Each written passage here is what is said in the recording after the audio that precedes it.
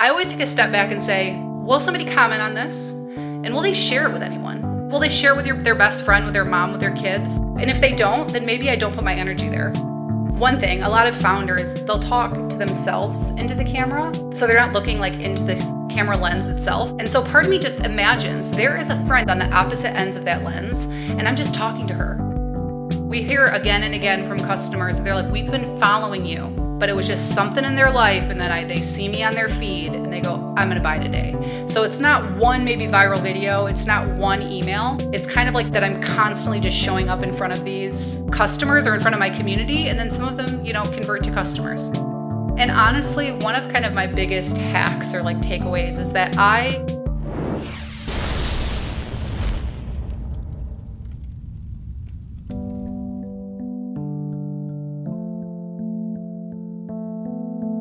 Ready to rapidly generate winning ad ideas in 2025? Motion, the creative analytics and research platform used by brands like Hexclad, Viore, True Classic, and Jones Road Beauty, just released their explosive new report on what really works with meta ad creative. This report is more fact than feeling, featuring never-before-seen insights from Motion's analysis of $100 million in ad spend, a survey of 500-plus ad experts, and deep-dive interviews with some of the most elite performance creative teams in D2C, including experts like Nick Sharma and Sarah Levinger. What's inside? The 7 biggest creative trends for 2025, including how humor is making a comeback in ad creative, the rise of earned nostalgia, and the ad trends that will help your brand stand out this year. This report is packed with real ad examples, new data, and novel techniques, from making AI-enhanced creative concepts to bleeding-edge creative ideas for advanced teams. Get your free copy now at motionapp.com/creative-trends and start rapidly creating ads that get attention and scale. Kim, welcome to the D2C Podcast. Super happy to have you here. Why don't you start us off by giving us your hero's journey that has led you to Soberish? Awesome. Well, first, thank you so much for having me. So my journey really started, honestly, back when I was in high school. I started my first business right when I was 18 years old. I actually met my husband, and we got married, bought a restaurant and a bar on a land contract when I was only 20. So we had a baby, a business, and this bar at 20 years old. It was pretty incredible. But from there, we were just really leaned into our customers, what they wanted. They basically will tell you if you ask what your customers want. I didn't know at the time that was considered customer discovery, but I just really leaned into getting to know my customers and loving on my staff because I knew that they would make or break us. And so from there, continued. We had other restaurants, bars. We had a couple of businesses in Mexico. We took all of our money that we made selling tacos and we invested into real estate. And so we have now over 140 rental units in and around our town. And back in 2016, I was actually helping my niece plan a quinceañera. And I was shocked. So I don't know are you familiar with what a quinceañera is? I am, but let's tell the audience in case they're not. Okay. So when a girl turns 15 in the Hispanic community, they have this big celebration. It's a big birthday party for their 15th birthday. And so I was helping my niece plan her quinceañera. And mind you, these are huge parties. I mean, the average quinceañera is over $20,000. And I was like, why is there nothing online to help families plan? And I looked how to plan a quinceañera. There was nothing there. And I'm like, well, I think I've watched enough Shark Tank. I think I could probably build something. I could raise money from investors. And so that's what we did. We invested our savings into building an app. And so that quinceañera planning platform grew from an idea to over 3 million users in 3 years. And it was acquired back in 2022. And with that, I was like, okay, I've done all these businesses. I've done the thing. I am ready to see what's next. And so I took this amazing role at the Michigan State University's Research Foundation, where I help lead entrepreneurship and innovation. But mind you, I've been an entrepreneur until that time. So I got bored with this whole 9-to-5 job. And so my mom, who struggles with alcoholism, moved in with us. And I was like, Mom, we should try these new alcoholic alternatives. I heard this sober curious thing is a movement. And so that's kind of where the whole idea for Soberish started, but I'd be happy to dive in more to where we're at now. Well, let's talk about the name first of all. So Soberish, this is it's sober, but sober-ish. So are we talking California sober here? Yeah, Cali sober, man. I mean, so Soberish is a marketplace, soberish.com. We're for anyone on a sober-ish journey. So we have non-alcoholic alternatives like non-alcoholic wines and spirits all the way through hemp-derived products. So those are hemp-derived THC, CBD infused products that'll give you this, what we say, a buzz without the booze. And we've just actually next week our podcast with Breeze founder comes out, Aaron Nosbich, and he was sort of explaining to me the Hemp Act essentially that allows for products federally to be legalized as long as they're derived from hemp versus other parts of cannabis. Is that right? Correct. Yeah, all of the products that we sell that are hemp derived fall within those federal guidelines due to the 2018 Farm Bill. When you got this bug and this idea, what were your first steps? Well, honestly, I was just, so I was at the university coaching these founders, and in my past life with the marketplace, like I really leaned into social media and SEO for the brand. And so I thought to stay relevant, I'll just start playing in social media land again. I'll just see like if I can crack this TikTok algorithm. And so my mom and I just started posting video reviews of the products that we were trying, honestly, just one, to see how I could use the tool, and just for our friends and family to see what we were up to. And well, a couple of the videos went viral, and so other brands were reaching out for us to try their products. And then we turned into these like mini influencers, which was so much fun. I mean, just getting free product and like having the Giggle grass with your mom on camera, it's just way too much fun. And I'm like, holy crap, we're like, this is cool. But then, me with my entrepreneur brain, it was last August, so just over a year ago, I was like, I know I'm creating value for these brands. And so with my kind of tech background, I threw together a landing page, and I was actually able to track conversions for sales that we were sending to their site. And in 1 month, we did over $60,000 in sales that we had pushed, that were actually converted sales on these brands' websites. And so I was like, well, holy crap, this is not a side hobby, this is a business. And so I just couldn't, as an entrepreneur, you just can't turn that off. Like once you see that glimmer of hope, I became obsessed. And so heads down, started building what is now Soberish.com, and we launched mid-February. So we haven't actually been even around for a year yet. And what can you say about how much you've grown in that time? Well, we went from an idea. I thought maybe we'd do $100,000 in sales this first year, and we'll do $1 million in sales before your first year. Whole 12 months, yeah. And that's split between products that you're reselling in the marketplace as well as products that you're now developing as well, right? Yeah, so there were some kind of holes in the market that I just thought, kind of as an outsider looking in, that I wanted to exist. So yeah, we created a couple SKUs ourselves. So we have Soberish products, but for the most part, we sell other brands. And then we also have our sampler that we put together that has kind of a variety of different brands that we release every month. And you mentioned your organic Instagram presence. I'm on there now, 90,000 followers, some videos that have just gone massively viral. Is this the main growth engine for the business at this point? Yeah, we've done all of this without ads. It has been, and it's not just on Instagram. So all of this actually started on TikTok because I didn't want really anyone that I knew to see me on Instagram and Facebook. And so I was like, I'm going to go on TikTok. My kids might think it's cringeworthy, but they can just swipe up. And so we were on TikTok, and I had around 50,000 followers last January, and they banned my account right before we opened. And so I was like, what do we do now? Is this all for nothing? And I thought, again, entrepreneur brain, if this was meant to be, if this is a real opportunity, the audience will come back, you will be successful. And so at that time, I only had 100 followers on Instagram. I only had honest to God, my friends and family on Facebook. And so now I think I'm close to 120,000 followers on Facebook, close to, like you said, 90,000 on Instagram. And we just hit over 100,000 again on TikTok. So it's not just one social media platform takes off. I've kind of cracked the algorithm, not necessarily the algorithm, but what makes kind of a good viral post or what people comment on. And it's not just on TikTok. That same thing transfers over to Instagram and Facebook. Well, break it down for us. Give us the anatomy of a viral video on social media platforms. Part of me feels like you have to be relatable. I feel like the less edited content does better. You definitely want to keep things quick. Also pull, because you obviously know this, but the first 3 seconds you need to grab the audience's attention. And so bringing that, for example, I have a crazy mega viral video of me doing a pyramid pour, a drink pour that I did in the bar. I got over 30 million views on Instagram, over 20 million views on TikTok. I don't know how many million views on Facebook, but I did the trick at the very beginning, showing the trick at the very beginning, and then it cuts into, let's see if I can still do this trick. I just showed you I could do the trick. But for whatever reason, the viewers doesn't necessarily know that at the beginning. They're like, what is this? What is she doing? And so you see it all the time with somebody showing you a recipe and they eat it at the beginning and then it goes backwards and starts again. So that's been really successful. honestly, like I have a ton of Kimisms or things that I say wrong. Like for example, in that mega viral video, I sang the rainbow song wrong, and so many people were mad about it that my Sunday school teacher did not teach me the rainbow song correctly. And That's hilarious. But they commented that, and then it like tells the algorithm, this girl's popular, we should show this to more people.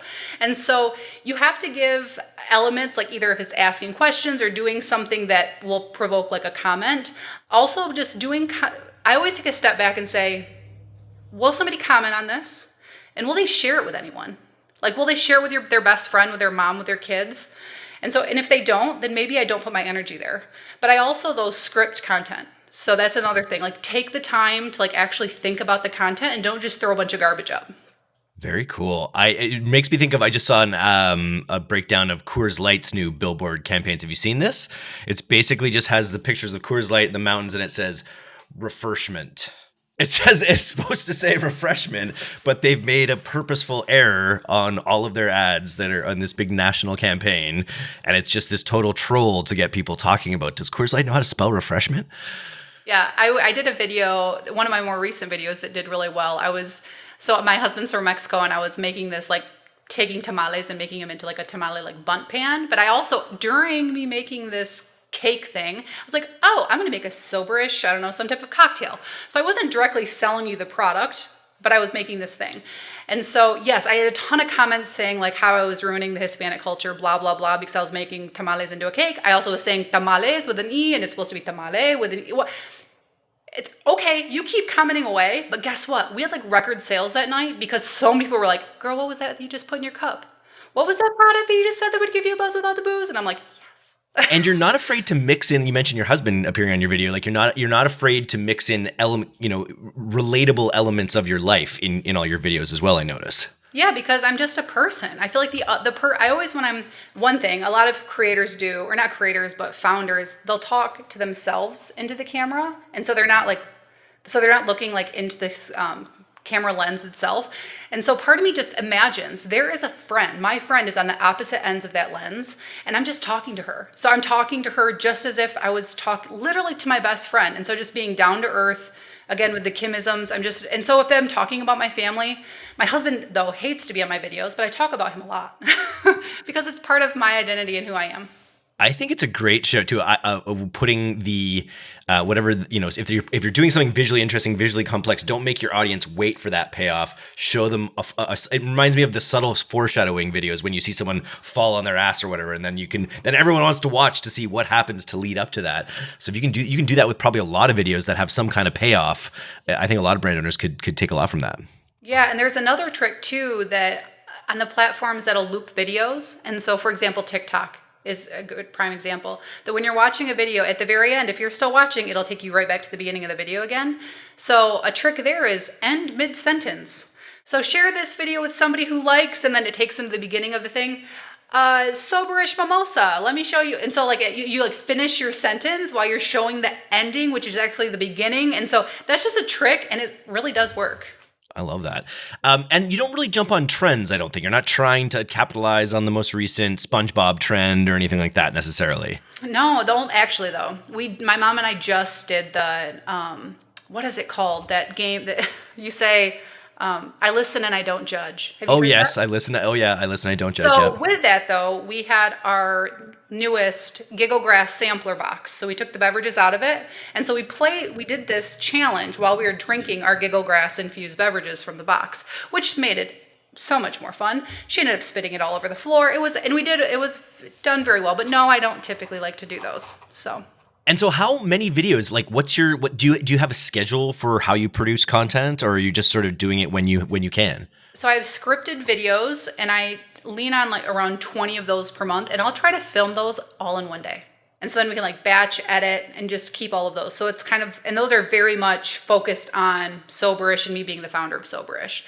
Then there's random, whether it's a recipe video or just Kim being Kim, being a founder, being a mom, my whole like Married to a Mexican Man series, I sprinkle those in throughout the month.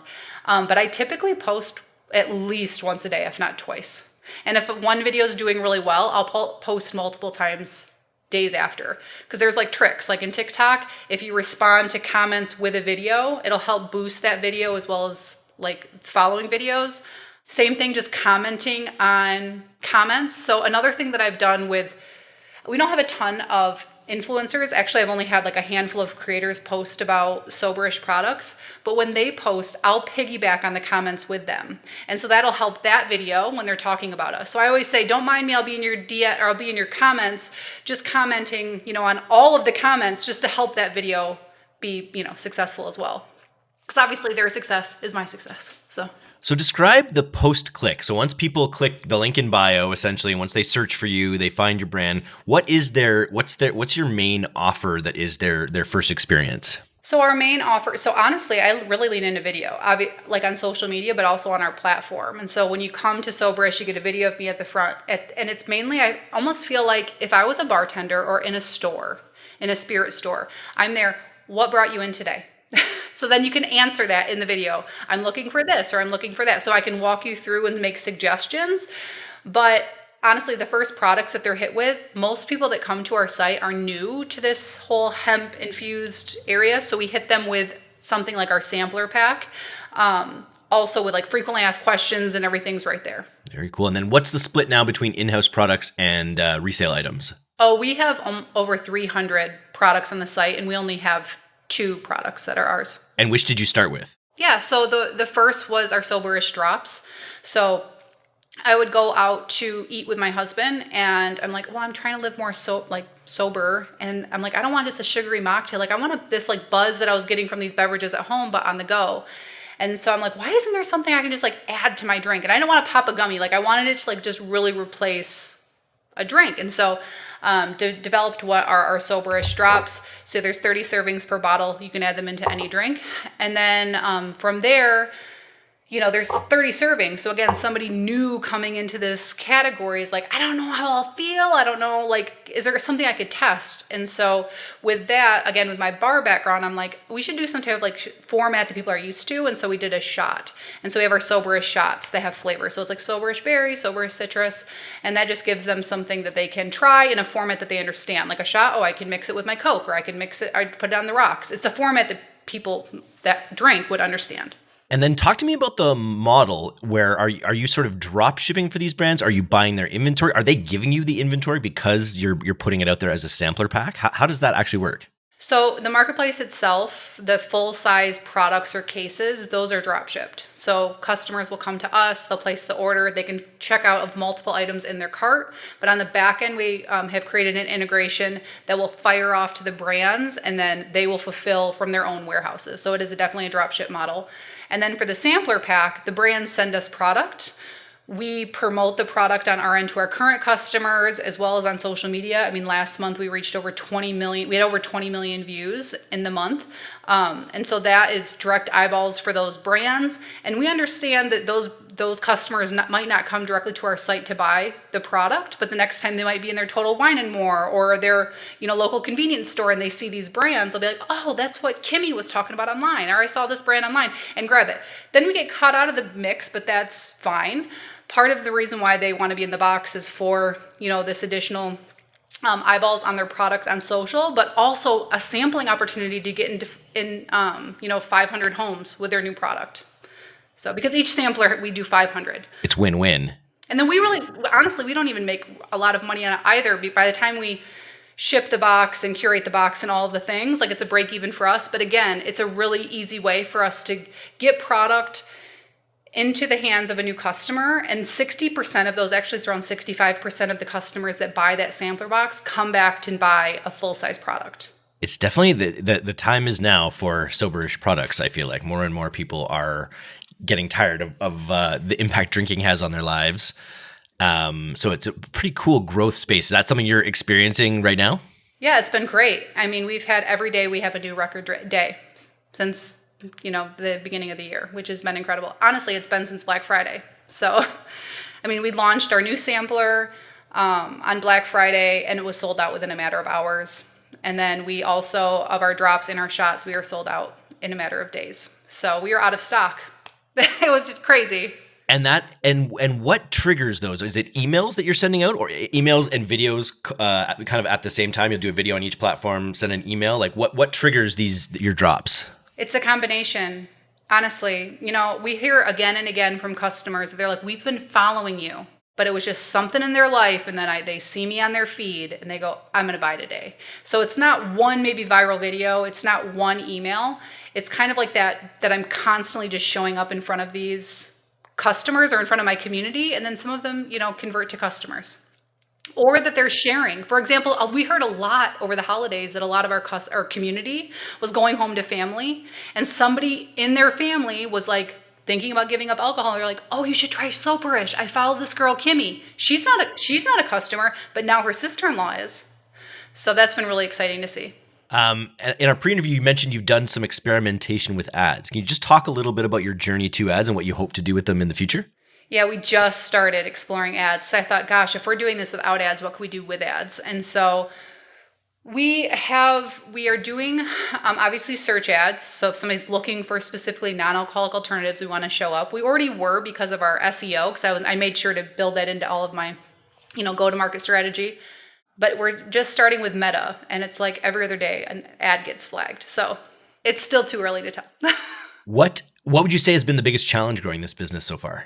That, even though the products are federally legal, Facebook, Instagram, TikTok, Amazon, they all see these products as the wacky weed. And so even though they don't see the difference between a marijuana and a hemp-derived plant and how these hemp-derived products are federally legal. And so we kind of get bucketed into this like selling drugs online to all of these, places where we could advertise. So that's where I've really leaned into the word giggle grass. It just came out of my mouth one day in one of the videos. I was like, that damn giggle grass got me, whatever. And some people were like, oh my God, that's so funny, the giggle grass, whatever. And I'm like, I'm saying that from now on. One, because people commented on it and I was like, perk.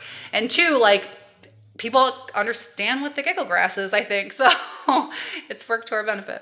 Can you trademark that and create a product around it? That seems like a huge opportunity. Yeah, so we have our Giggle Grass sampler. We could. Part of me feels like I want to coin it and have it be like, I don't know. We should see. Next year, I might be like, yes, it's trademarked. But it sounds more fun than wheatgrass. It sounds more fun than wheatgrass. It is, and it reminds me. We're doing a sponsor podcast with Motion, and they just did this big creative report where they analyzed a bunch of their top advertisers, creatives, and the number one trend that they saw among winning ads that could support large spend was humor. And I think just building in, obviously you're very personable and authentic, but building humor in is just a huge, huge success point, whether it's ads or organic as well, obviously. Yeah. And honestly, one of kind of my biggest hacks or takeaways is that I reuse my content. So as founders, we have limited time. There's only so much we can do. I was not only building the platform, I was doing the videos, I was editing the videos, I was doing customer service.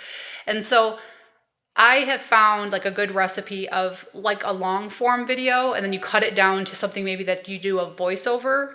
And then maybe there's a B-roll, just music with words on the screen, but it's all that same video.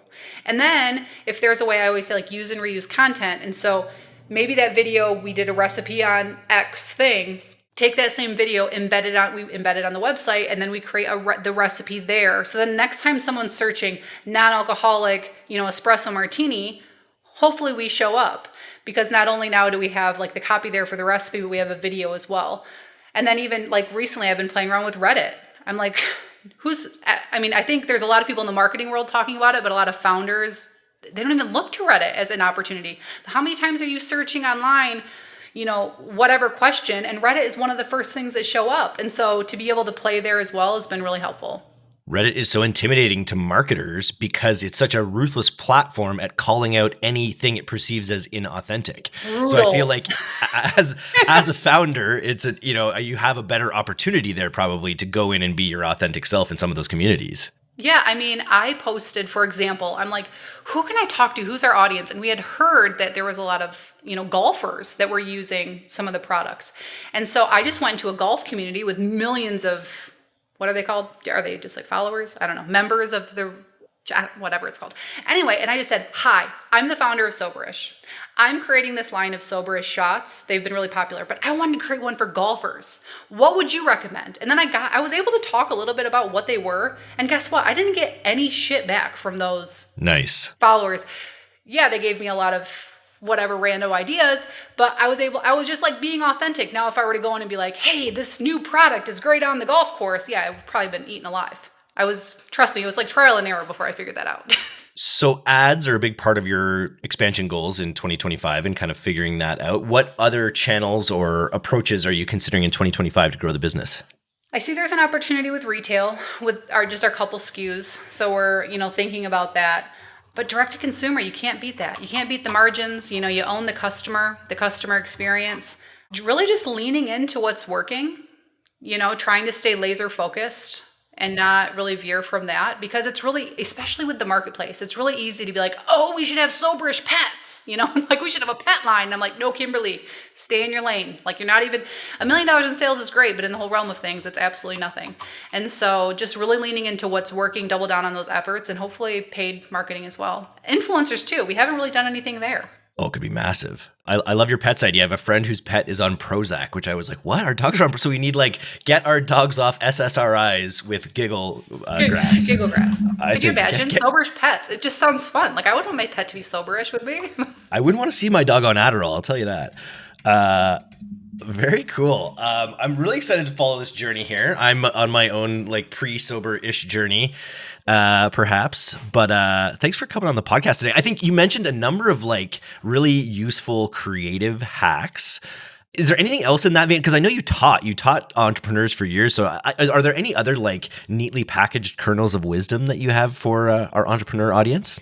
Honestly, just use and reuse content. Don't overthink things. I mean, I see a lot of founders, especially with video, that they want to talk about everything in one video.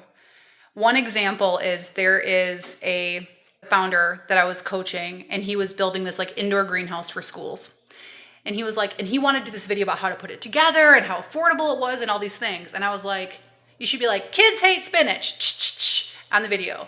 Kids at this school don't hate spinach. And then whatever. And then maybe talk about why kids hate spinach or why at this school they like spinach. And your thing will be in the background and people will ask about this thing. You don't have to even talk about it. Do that content. Do something that's mildly educational, very entertaining, and don't sell. If they are interested, they will ask and then you sell. So that's, I don't know, just don't overthink it. Just be you and throw up the camera and see what happens. Are you taking, because in that vein, I think people are always afraid, I have to create perfect videos, or I have to create the best video. I only want viral videos. Are you just kind of throwing up, you obviously want to create a hit rate. Once you find one that sticks, you want to create more that stick. Are you taking videos down if they don't perform? No, but for example, maybe a video didn't do well because I maybe didn't have a big following then, but I thought it was really great content. I might look at it, because I have them saved in my editing app, maybe go back and say, oh, but now I know that you put the ending at the beginning, and maybe just edit it again and post it again. Silly things like with and without captions, or maybe was the volume of the music too loud? I mean, there's lots of things that people will be like, that's annoying, swipe. And so just kind of if you really think it's good content, maybe re-edit it, rework it, put a different filter on, who knows? Throw it up again. I don't take them down though, unless I'm gonna post the exact same video.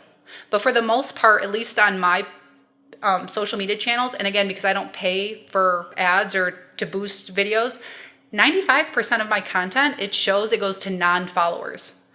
And so even if I post the same video edited 4 different ways, it probably is not going in front of the same person twice. Are you using Reels and YouTube as well in this? I just started posting Reels. YouTube Shorts, I mean. Yeah, Shorts. Yeah, but I have nobody there. I mean, I think I have 80 followers.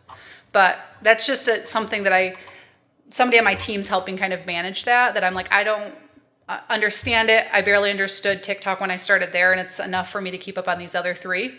And so we're testing that as well. And I think there's an opportunity for Pinterest and, doubling our efforts on Reddit. But again, when you're a small startup, there's only so much you can do. So. Well, if you want to join us on our Soberish journey, you got to go to soberish.com. And then if people want to follow your entrepreneurial journey, I guess I'll include some of your handles here so people can get a really good sense of your content. But where should people maybe reach out or try to find you if they wanted to reach out? So as cringy as it sounds, you can go to kimgamez.com, and it'll have all of my LinkedIn, Facebook, Instagram, all of the places that you can find me, as well as Soberish. New year, new us. Thanks for coming on the DTC Podcast, Kim. This was a lot of fun. Yeah, and I can't wait to send you some product. Congrats on your little Soberish journey.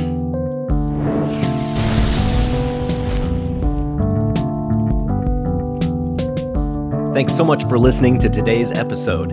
If you're not a subscriber to our newsletter, you can do that right now at directtoconsumer.co. I'm Eric Dick, and this has been the D2C Podcast. We'll see you next time.